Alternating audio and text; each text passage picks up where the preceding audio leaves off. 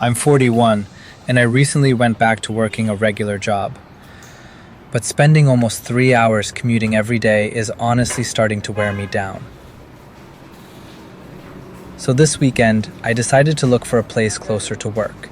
And while I'm at it, I thought I'd show you what life is actually like for a lot of ordinary people in one of China's most developed cities. Before that, breakfast.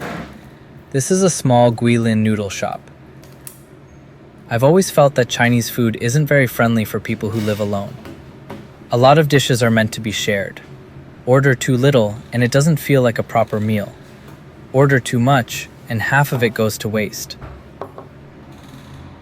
I ordered a bowl of beef noodles with sliced beef, tripe, and brisket.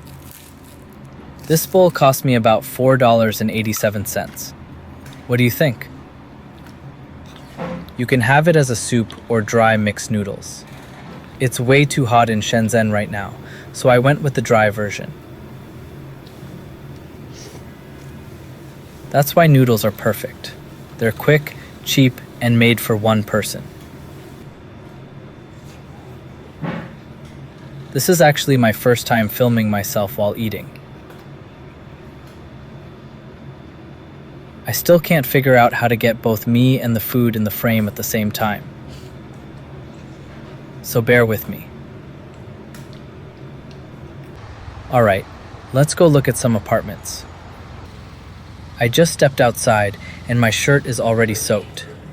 That's Shenzhen in the summer. I've already arranged a viewing with the property manager. When people think about Shenzhen, they usually think about opportunity, money, and technology. It's often called China's Silicon Valley. People come here from all over the country hoping to build a better life. But the reality for ordinary workers is a lot less glamorous. Only about 14% of people here make more than $1,477 a month. More than 60% make less than $900. And near major subway stations, even a basic studio apartment can easily cost between $500 and $700 a month. Once you add transportation, food, utilities, and everything else, there's often not much left.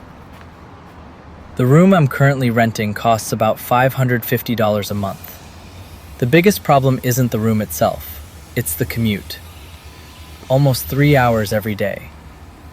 If I want to live closer to work, a similar room would probably cost around $800.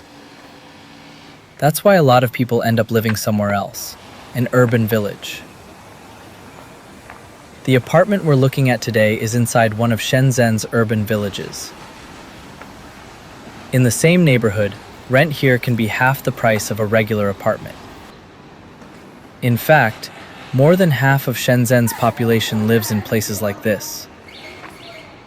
Even for many Chinese people, urban villages are something they've never really seen before. A few decades ago, Shenzhen was just a small fishing village.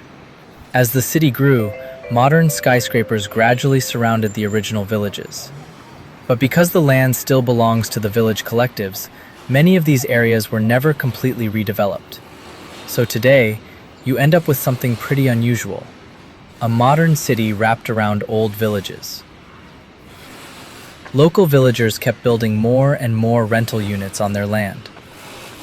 To fit as many tenants as possible, the buildings were packed extremely close together, sometimes only a few feet apart.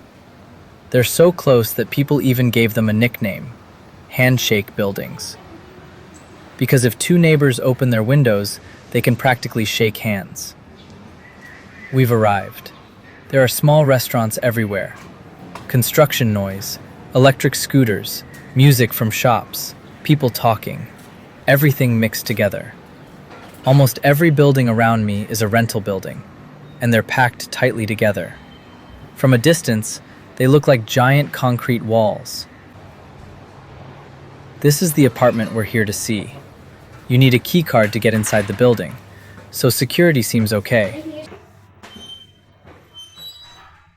But once I got off the elevator, there were doors everywhere, one after another. Even though I knew what to expect, the room still felt depressing when I walked in. The building across the street blocks almost all the sunlight. The entire apartment feels dark, and there's a damp smell in the air. There's a separate bedroom, a small kitchen area, but no gas stove. The living room has a couch and a wardrobe. That's pretty much it. But spending an entire weekend in a place like this? I think I'd lose my mind. I didn't even look at the cheaper rooms. Some go for around $200 a month, but they're only about 80 square feet. I can only imagine how much worse they feel. Today I learned something I never really thought about before. Sunlight is a luxury, and in this city, it has a price tag. I thought about it for a long time. I really wanted to get rid of that 3-hour commute, give myself a little more time to rest. But in the end, I decided not to move. Physical exhaustion goes away, but living without sunlight every day, I don't know what that would do to me. In a city that looks so modern and successful from the outside, millions of ordinary people keep it running, yet many of them live in places like this. For a lot of people, this isn't home. It's simply the price of staying in the city. Same city, completely different world.